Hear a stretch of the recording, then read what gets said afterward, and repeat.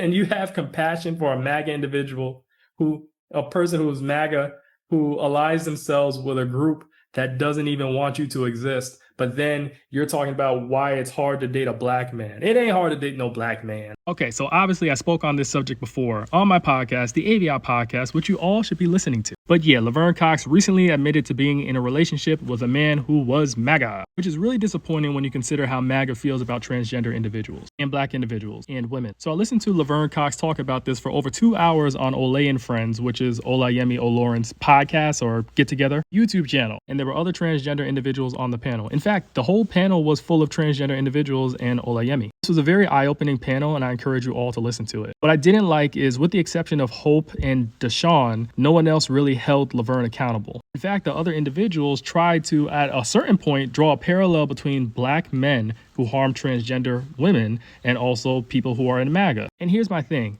There is no parallel there. I do empathize with transgender women, transgender individuals in general. The way society treats transgender individuals is wrong. And when I say MAGA, I'm talking about people of a certain demographic who align themselves with MAGA. But remember who has the power to enforce laws that harm people who look like Laverne Cox. It ain't black men. So you can imagine my disappointment when Laverne revealed that after this person outed themselves as MAGA, the person Laverne was dating, the relationship still went on for 6 months. Now, I understand giving people grace, but this person who was MAGA, a police officer, and a person of another demographic, do you really think they care about your existence? Laverne claims to have been in love, but that's not love to me. With Laverne, that is a person looking for affection, and for this other guy, I don't know. But that was not love. But yeah, let's stop comparing black men to these other men that have the power to enforce laws. Black men do not. I'm not saying that black men don't harm transgender individuals. That is true, but there is no equating the two.